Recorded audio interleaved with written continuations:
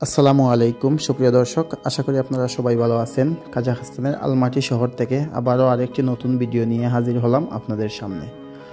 সুপ্রিয় দর্শক, আজকে আমি আপনাদের সামনে কাজাখস্তানের ট্যুরিস্ট ভিসা বা ভ্রমণ ভিসায় কাজাখস্তানে এসে কি সৌন্দর্যমণ্ডিত স্থান আপনারা উপভোগ করতে পারবেন এবং কি সুযোগ সুবিধা আপনারা পাবেন কাজাখস্তানে ভ্রমণের জন্য আসলে, বিশেষ করে যারা জেনুইন সত্যিকার অর্থে যারা ভ্রমণ করতে চান, আপনাদের জন্য আজকের কিছু গাইডলাইন আমি এই ভিডিওর মাধ্যমে উপস্থাপন করব।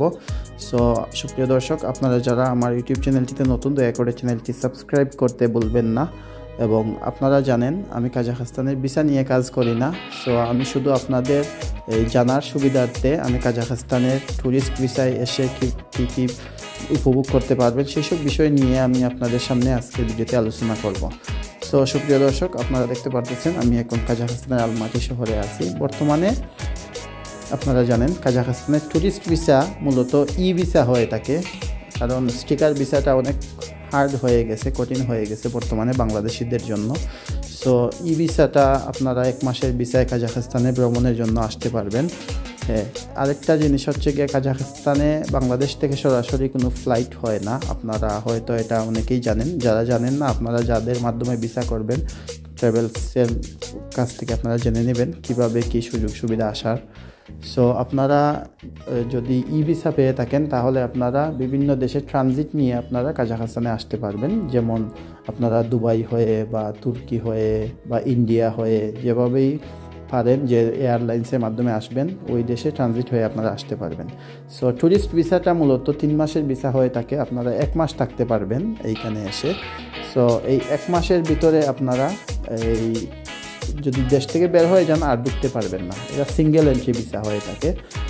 আরেকটা জিনিস আপনাদেরকে সাবধান করার স্বার্থে বলে রাখি যে আপনারা যদি ট্যুরিস্ট ভিসা পেয়েও থাকেন, আপনারা বিশ্বস্ত মানুষের মাধ্যমে ভিসাটা করবেন এবং যদি এজেন্সির মাধ্যমে করেন তাহলে তো ভালো, কারণ আপনারা এজেন্সিকে ধরতে পারবেন কোনো ঝামেলা হলে। কারণ বেশিরভাগ ক্ষেত্রে, কারণ ই ভিসা তো এটা আপনারা অনেককে এই ভিসাটা যাচাই করতে পারে না, যার কারণে ফেক ভিসা দিয়ে থাকে অনেক দালাল বা এজেন্সি আছে যারা, আমি সবার কথা বলবো না, কিছু খারাপ মানুষ যারা আছে ওরা স্বার্থের কারণে এই জাল ভিসা দিয়ে থাকে। এটা হুবহু দেখতে অরিজিনাল ভিসার মতোই, কিন্তু আপনারা এয়ারপোর্টে যখন বাংলাদেশ থেকে ফ্লাইট করে চলে আসতে পারবেন, সমস্যা নেই। কিন্তু কাজাখস্তানে এয়ারপোর্টে আসার পর ওরা ওয়েবসাইটে যখন ঢুকে দেখে যদি ফেক ভিসা, তাহলে অনেক সমস্যা হয়। আপনাদেরকে তো ঢুকতে দেবেই না আর কোনো সময় আসতেও পারবেন না কাজাখস্তানে। আপনারা যদি ট্যুরিস্ট ভিসা পেয়ে থাকেন, এই ভিসা আপনারা ভালোভাবে এবং বিশ্বস্ত মানুষের মাধ্যমে ভিসাটা করবেন এবং যাচাই বাছাই করে আসবেন। আর এইখানে আসার পর আপনারা কাজাখস্তানে আসার পর চেষ্টা করবেন আপনারা যখন আসবেন আপনারা হোটেল বুকিং দিয়ে আসার জন্য, এবং অবশ্যই রিটার্ন টিকিট কেটে আসবেন। কারণ রিটার্ন টিকিট যদি আপনারা না কাটেন তাহলে আপনারা কাজাখস্তানে অনেক ঝামেলা হবে এয়ারপোর্টে। কারণ ট্যুরিস্ট ভিসার নিয়মটা হচ্ছে আপনারা আসবেন, কয়দিন থাকবেন, এইটা হোটেল বুকিং দিবেন, প্লাস আপনারা রিটার্ন টিকিট শো করবেন যে আপনি এতদিন পর চলে যাব, তাহলে আপনাদের আশা করি কোনো সমস্যা হবে না। বিশেষ করে কাজাখস্তানের 2টা শহরেই বাঙালিরা বেশি আসে মূলত ভ্রমণের জন্য বা কাজের জন্য, আলমাটি শহর এবং আস্তানা শহরে।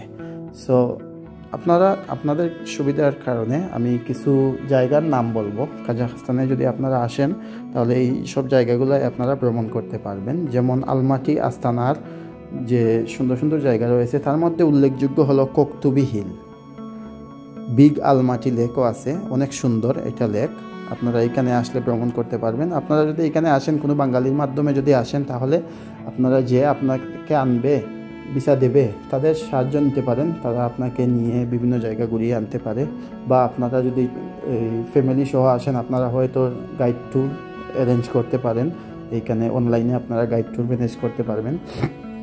তারপরে আছে ক্যাথেড্রাল আছে আলমাটিতে, অনেক সুন্দর একটা জায়গা।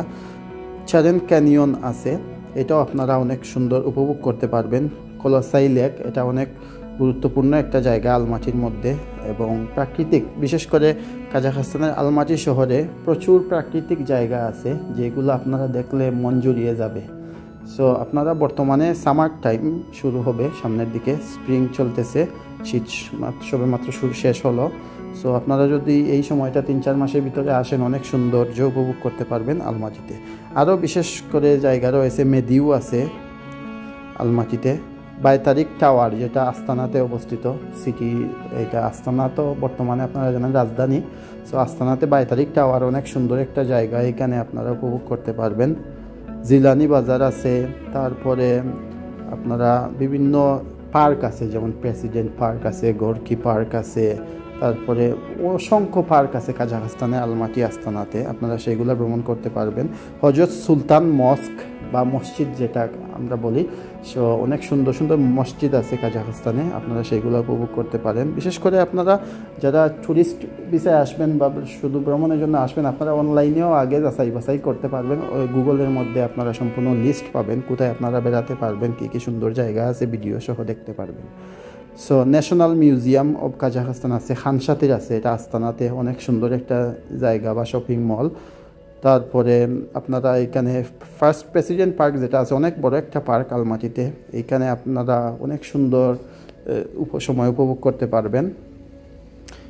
আসলে সুপ্রিয় দর্শক, আমি তো সব জায়গাগুলোর নাম আমি একে একে বলাও মুশকিল হবে, কারণ কাজাখস্তান অনেক বড় একটা দেশ। আপনারা যারা জেনুইন ট্যুরিস্ট আছেন, আপনারা আসার আগে গুগলে লিস্ট সম্পূর্ণ দেখবেন এবং ফটো ভিডিও সহ দেখে আপনারা লিস্ট করতে পারবেন কোথায় কোথায় যাবেন। এবং কাজাখস্তানে বিশেষ করে আলমাটিতে আরও আছে, কোকতুবি আছে, শপিং মল ডোস্টিক প্লাজা আছে, মেগা সিটি আছে, সিল্কওয়ে আছে, গ্র্যান্ড পার্ক, এইগুলা অনেক অনেক গুরুত্বপূর্ণ সুন্দর জায়গা আছে। সো আপনারা সেগুলো দেখতে পারেন। আমি এখন আছি গ্র্যান্ড পার্ক, কাজাখস্তানের আলমাটি শহরের বিশাল বড় একটা শপিং মলের সামনে। সো এইটাও আপনারা ঘুরতে পারেন।